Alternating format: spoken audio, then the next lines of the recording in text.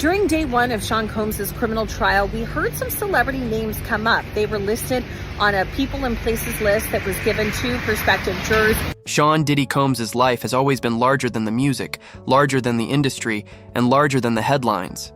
For decades, he built himself into a cultural powerhouse, the kind of figure whose influence stretched from fashion to film, from record labels to global branding. But now, all of that has been overshadowed by a courtroom battle that has left his future hanging in the balance. The stakes could not be higher. After more than a year behind bars, a federal judge will soon decide how much longer he will remain there. Star. President Morgan? Yes. Voting no. Close. Carry over. George. His fate hinges not on the most sensational charges the world expected, but on something far more technical, more nuanced, and to many, more surprising. The outcome could mean either years more in prison or his immediate release. For Combs, the journey to this point has been long and bruising. He's already spent nearly 13 months in custody. During that time, the world watched as prosecutors pursued sweeping charges against him, painting him as the mastermind of a sprawling operation that could have carried a potential life sentence. But when the verdict came down, it wasn't what many predicted. He was acquitted of the most serious accusations, the ones tied to racketeering and sex trafficking. Sean Diddy Combs was back in court today for the first time since his federal sex trafficking trial, but now his lawyers want those convictions scrapped. That should have been the end of the darkest chapter, yet the story didn't close. Instead, he was left with convictions tied to a century-old statute most Americans barely know exists. The law at the center of his case is the Mann Act, passed in 1910. On its face, it was designed to prevent exploitation and trafficking across state lines. But it has a complicated history. Critics have long argued that it has been applied unevenly, even unfairly, often weaponized in ways far removed from its original purpose. In Combs' situation, that history has become the centerpiece of his defense. His lawyers argue that what he was convicted of, transporting individuals across state lines for prostitution, doesn't match the reality of what happened, nor the spirit of what the law was supposed to prevent. They point to the fact that the individuals involved were not coerced nor trafficked in the conventional sense. According to them, the men were hired performers, dancers who willingly traveled and participated. What followed, they argue, was not an underground operation, but orchestrated encounters that Combs later recorded. It depends on my mood, my vibe. I seen 100 bottles of baby oil in the bathroom. What's up with all that? I can't tell you. To his team, those recordings are critical.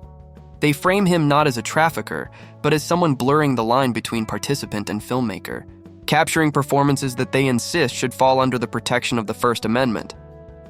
This is where the case takes on an unusual twist. In most trials involving the Mann Act, arguments center around coercion, force, or exploitation. Here, the defense is framing it through the lens of creative expression, claiming that what Combs produced, though deeply private, bears resemblance to amateur pornography, not trafficking. They've described how he set the scene, instructed lighting, gave direction, and shaped the encounters almost like a director shaping a film. It's a strategy that surprised many, turning what seemed like a straightforward conviction into a debate over constitutional rights and artistic expression. Yet for all the legal complexity, one thing remains simple. The judge will have the final word. The federal judge will decide soon whether to throw out Sean Diddy Combs' prostitution convictions. Now, the hip-hop producer is scheduled for sentencing. Combs is facing a potential sentence of up to 10 years for each conviction. That possibility looms large, even though his lawyers are pushing for just 14 months, essentially time served, which would mean he could walk free as soon as the decision is handed down. The government, however, has signaled it will push for a far longer sentence. Though they haven't yet revealed their final request, they've made it clear they do not believe justice would be served if Combs walked away so soon. Inside the courtroom, observers noted a sharp contrast between the man on trial and the man who walked in. Gone was the nervous figure waiting for a verdict. This time, despite the tan prison jumpsuit he was required to wear, he appeared more at ease. He carried a full beard streaked with gray, but also a wide smile as he looked toward the family members who had come to support him. A smile and a wave, and today, Diddy waived his right to testify. His twin daughters were there, joined by several of his other children. For him, their presence mattered more than the cameras or the reporters. It was a reminder that even as the legal world debated statutes and precedents, his personal world still revolved around the people waiting for him on the other side of those prison gates. Support for him hasn't been limited to family.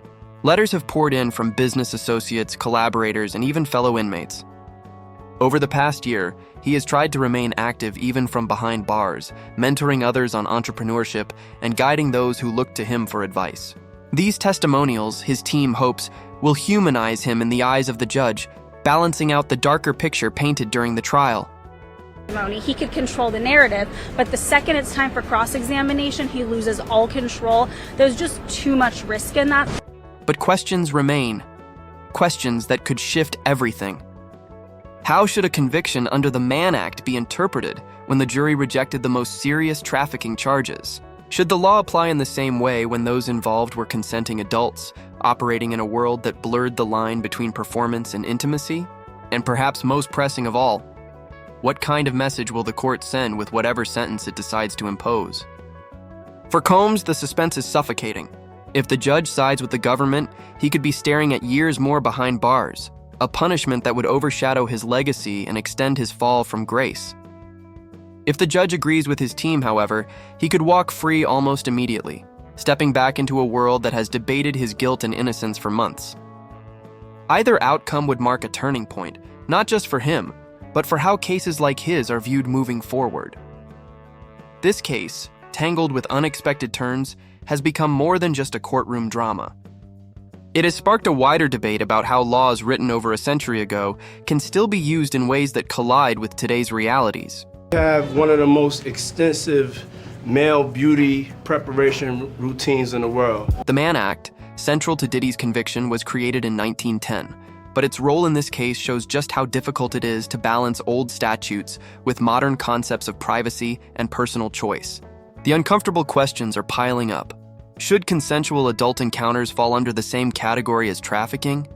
Where does the line sit between morality, legality, and individual freedom? At the heart of it all lies the judge's immense power.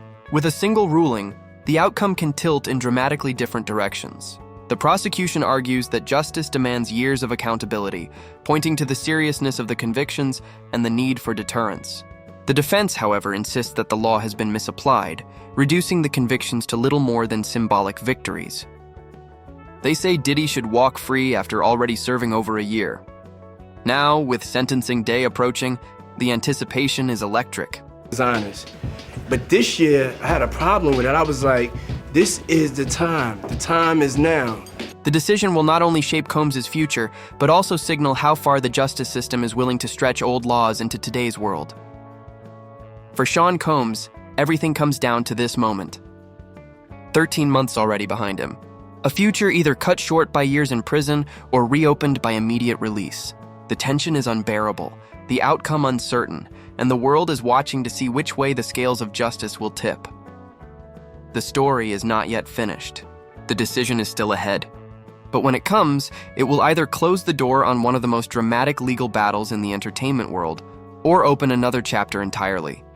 And if you want to stay updated on stories like this, where fame, power, and justice collide in ways no one expects, make sure to subscribe. You won't want to miss what happens next.